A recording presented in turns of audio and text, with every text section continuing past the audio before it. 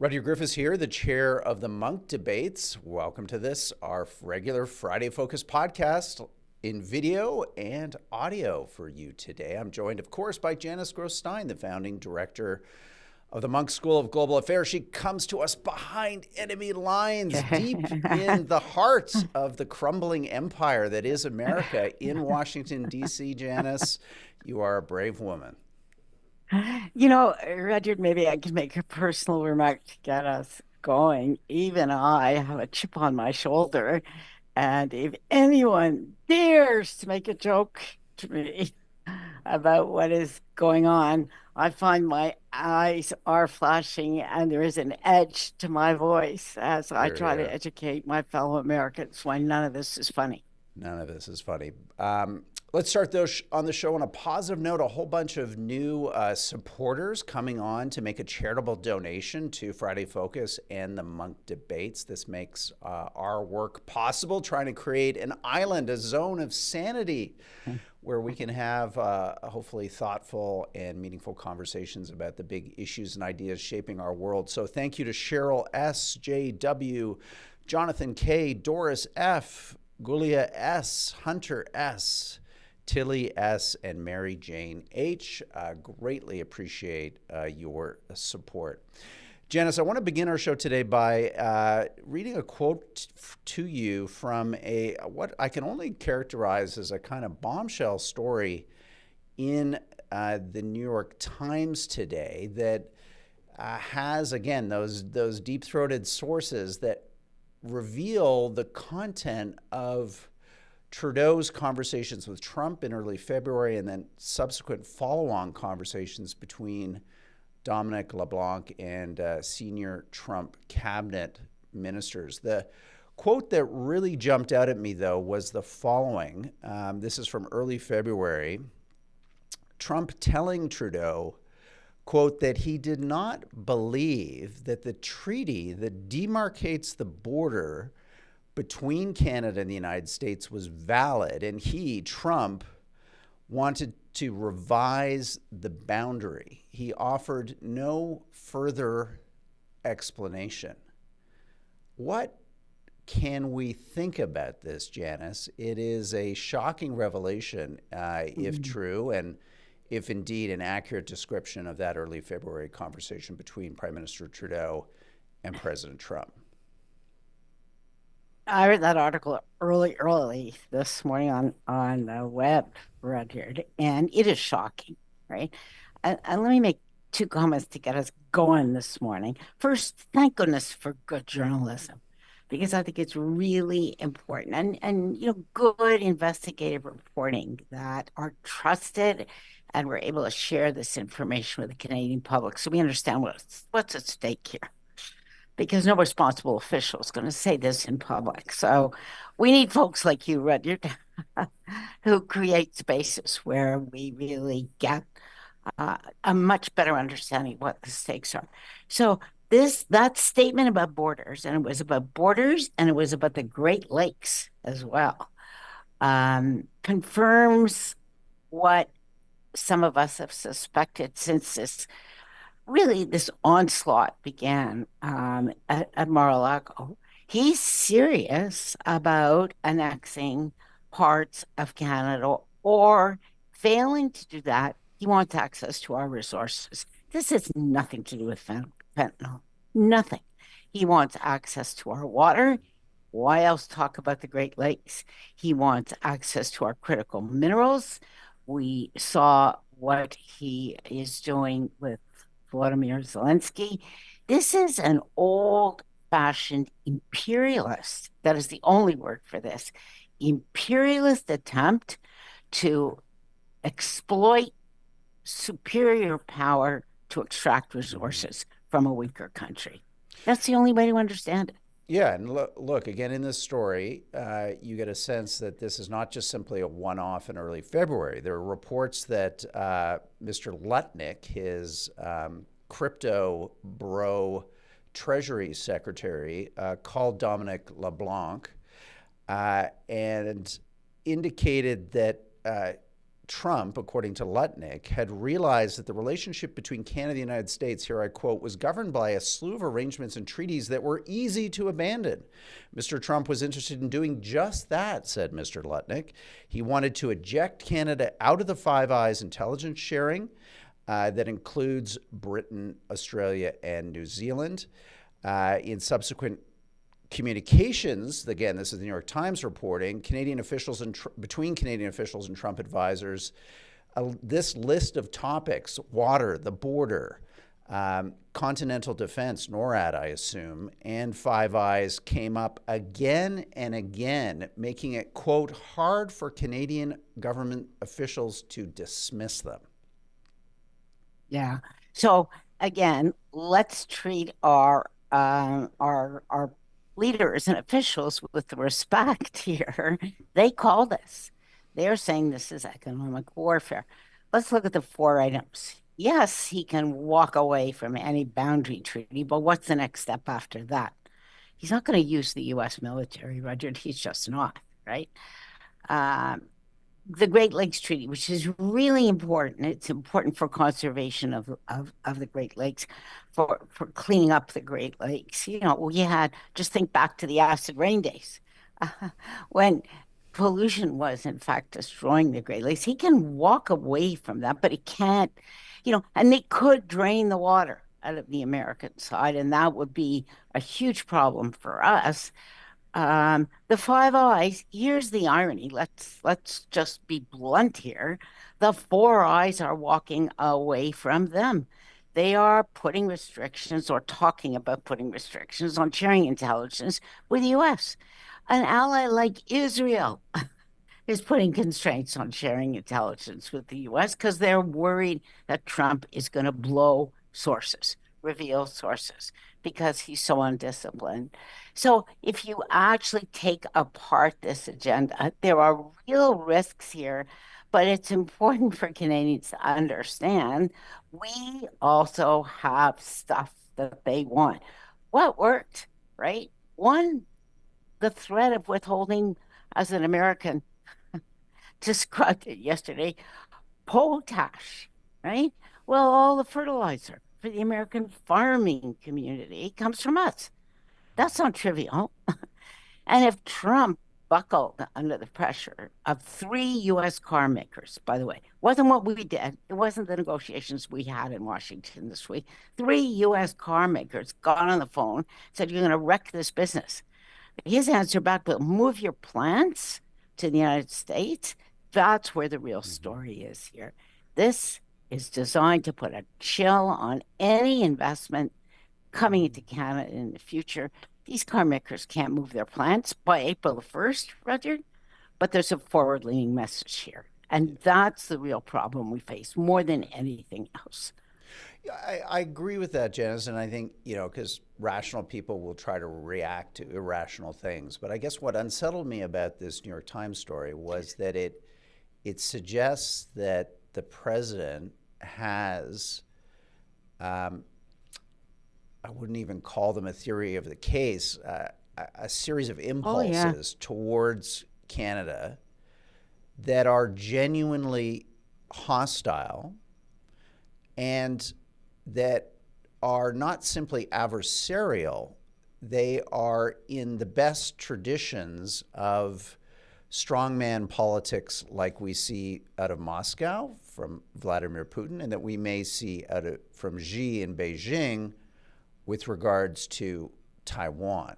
In other words, Janice, yes, we can understand that there will be repercussions from his tariffs, from these kind of statements getting out into the public, and people will react to those. But what I want to react to on the behalf of our audience this morning is a darker scenario and possibly a darker reality, Janice. And no, it's not military invasion. I agree with you. That is that's not in the cards here. But what is in the cards here is not simply a collapse in a trade relationship, our most important bilateral trade relationship. It is an increasing awareness, a dawning on Canada that we are beside and attached at the hip to a president that is behaving in the very best, read very worst, traditions of a 19th century strongman. And if you look at the cost that we could pay as a result of not simply a collapse in a trade relationship, but a reality that we now live beside a thug.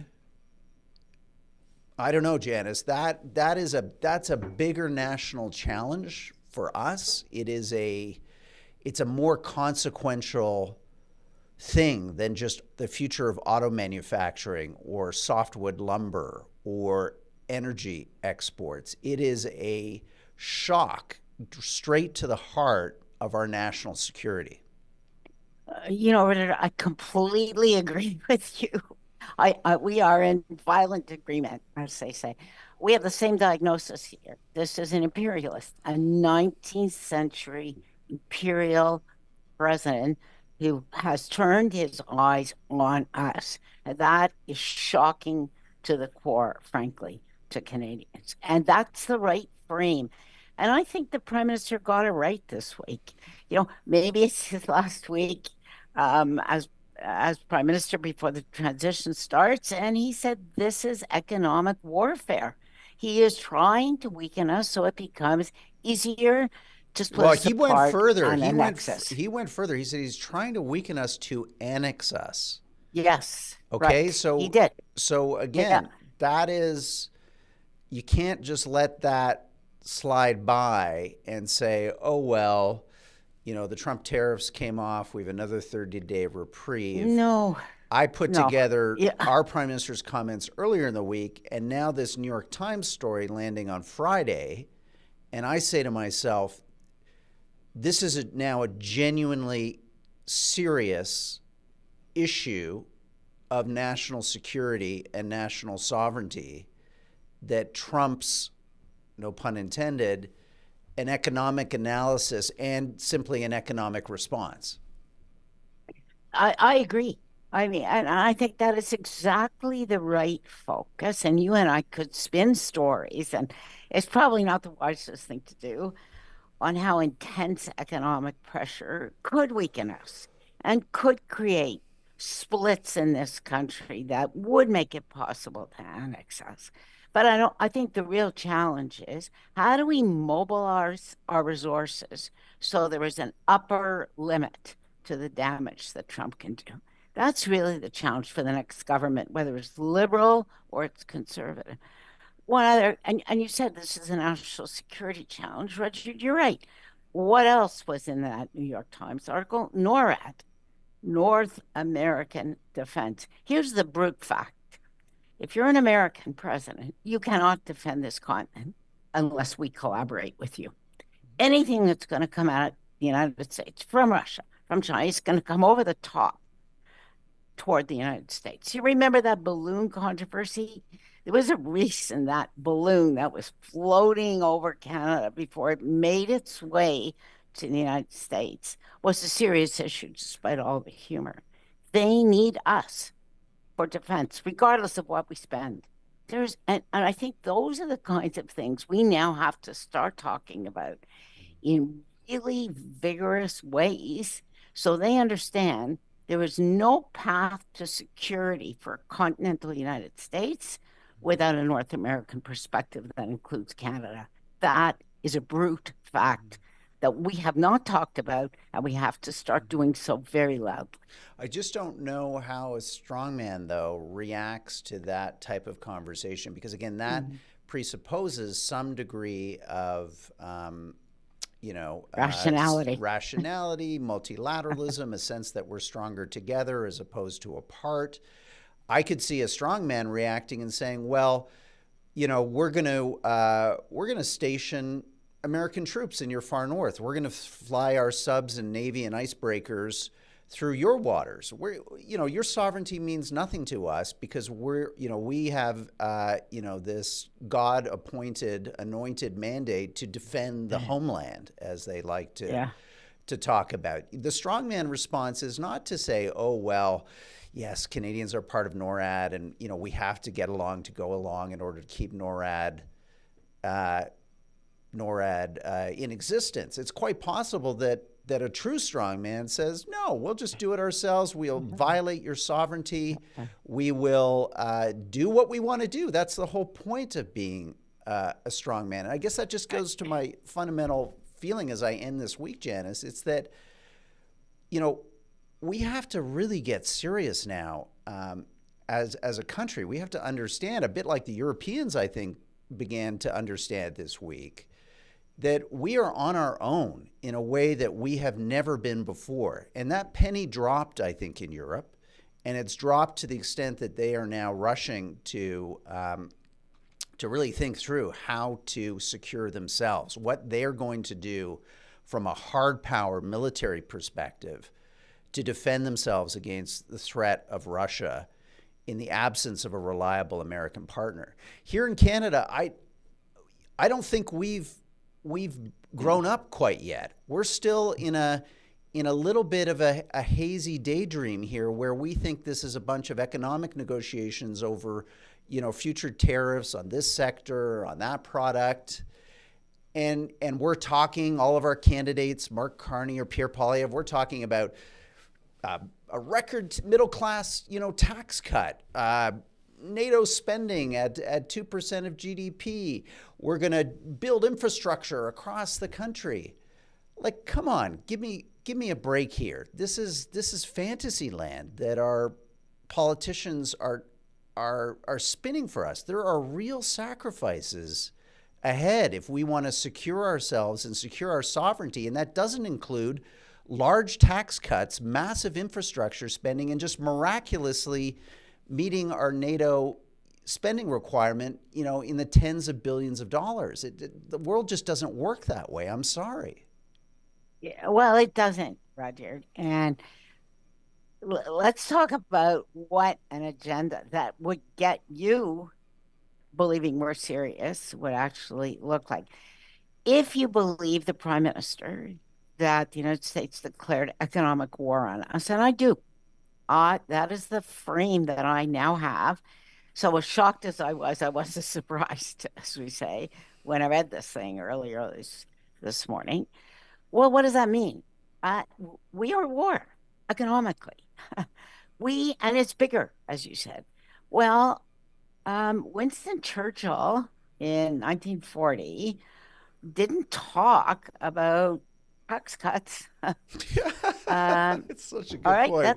That famous speech of his, to the beaches, to the air, with a tax cut, a middle class tax cut. Right. So, and you look, it is really rough for this country that we're going into a federal election now. You and I, as longtime political watchers, we'll just admit this. This is not the time. Silly season. Where where political leaders have to compete for votes and make promises. So I discount some of that. But you know what is missing, Rudyard? There's no call for sacrifice. Here. Yeah. There's no call for sacrifice. And I will say in a briefing I did this week for some of our colleagues in Ottawa, I said, where is the call for sacrifice? If we are taking this seriously, we are the smaller one. We will never be able to outmuscle the United States. We just can't. Well, it's a 9-to-1 ratio, frankly. So we're going to have to be very strategic, very focused in what we define as core interests. But then there has to be a willingness to sacrifice in order to build the muscle to protect those core interests. I detect at least a willingness in the Canadian public. They understand something's afoot. They're nervous. People are worried. But if we don't have the leadership that calls for sacrifice, because that's what a country does when its fundamental security, both economic and national, is at risk. People make sacrifices if they care about their country. Yeah. I agree, Janice, but I think the political leaders are also reflecting big cross sections in the public. It's Friday. I drove to the office. The streets are virtually empty here in Toronto. People don't even work 5 days a week anymore. Every single section of our economy, there's handouts, there's subsidies. Everybody's, asking for a check from government Doug Ford sending $200 checks to people debt financed during an election campaign. In many ways, Janice, we are an unserious country. We are a country that enjoys our privileges and, isn't really that interested in sacrifices. We rather like consumption. Look at our real estate market. We're obsessed with consumption. We are not a country that in any way, in decades, has had to think about a national interest, a national purpose, and what might be required of us individually to further that collective product. So I worry, Janice, that the muscle memory, the tissues of being and belonging in this country have been whittled down, have been emaciated over the last number of decades. And this is a tough message for people to hear because we have no pain tolerance. COVID proved that. And again, it was serious. It was a pandemic. Government had to respond. But then that response went well beyond, Janice.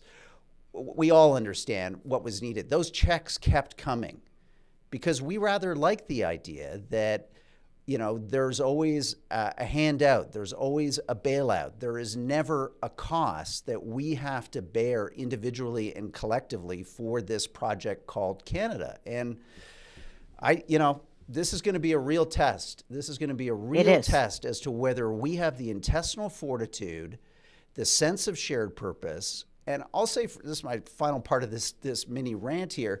If they come for our water, that is where, I really start to say, like, mount up and ride to the sound of the guns, because that is that is our identity. That is how we built this country. It is our great patrimony. It is the thing that makes us unique geographically around the world. And so there are some things like that, I hope, Janice, that will ignite that sense of national purpose and pride and a willingness to make maybe real economic sacrifices to ensure that this country remains what it is for future generations. Like, it is that essential, the conversation that we're having right now. It really is, Rudyard. And by the way, we're going to be put to the test. I think we're not going to be put to the test until after this federal election is over, because elections have dynamics of their own. And I can't fault political leaders who are trying to win an election, frankly. So I'm going to have a huge discount on what the leaders of the two big political parties say until that federal election is over, but the morning after, okay? And inside the senior bureaucracy right now, there is and has to be huge effort at gaming out every one of the possibilities you just described, including the possibility that they're going to come after our water. And the question in each of those cases, what do we do in response?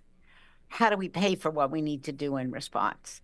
How much are Canadians willing to sacrifice in order to protect our water? Very concrete. These are not theoretical questions. These are very concrete scenario planning exercises that have to go on right now at the most senior levels of our bureaucracy. And I think to some degree they are.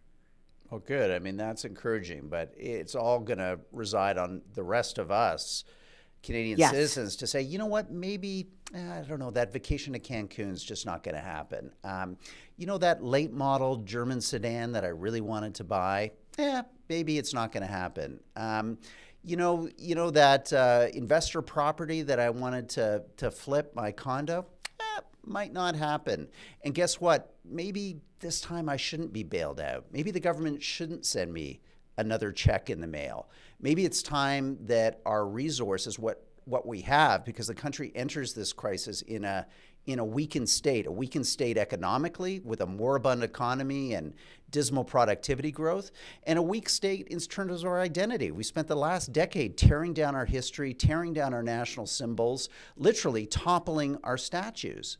And now, that stuff kind of matters. National pride, national belonging, national symbols, all that kind of matters again. So I want to end on an optimistic note, Janice, and you and I were exchanging some emails before, and I said slightly in jest, but only slightly in jest, that, Finland is a pretty well-run country. It's an Yep. intense place. I've had friends who've gone there, and Oh, the yeah. Finns know what the heck they're doing militarily, economically, culturally. And there's a reason why, because there's this giant Russian bear that's been sharpening its teeth for the last 80 years beside them. And they've created So an true. instrumental strategic culture to live beside that threat. So if I come away with anything from this, it's the possibility, and it's only a possibility because it depends on all of us being willing to give things up for the country and for national pride and national purpose. There could be the potential that Canada becomes a Finland, that we understand that there's a big eagle sitting there south of the border with sharp talons ready to rip into our underbelly. And we've got to get serious about national security, national symbols and identity, and our economy to stave off this threat over the long term, just like the Finns have done for over 80 years. I agree with you, Roger. We can't let a good crisis go to waste here. This is a defining moment for this country. We are going to have to decide how much we care about this country. And then we need to look at the small countries that live next to the big, powerful bears just over the border and understand how they manage to survive and what their strategies are. Yeah. That's for sure. Well, we did not take a break today, Janice, because I thought this episode was too important to stick It behind is. the wall of our membership. But we appreciate our donors allowing us to share the entire Friday Focus episode with all of our Munk Debate community. Over 100,000 of you who subscribe weekly by email. So this program gets out wide and far thanks to the support of our Munk donors. So if you are a free member and you've enjoyed the back half of the show, for as little as $25 a year, 50 cents a week. Come on, it's the best deal in town.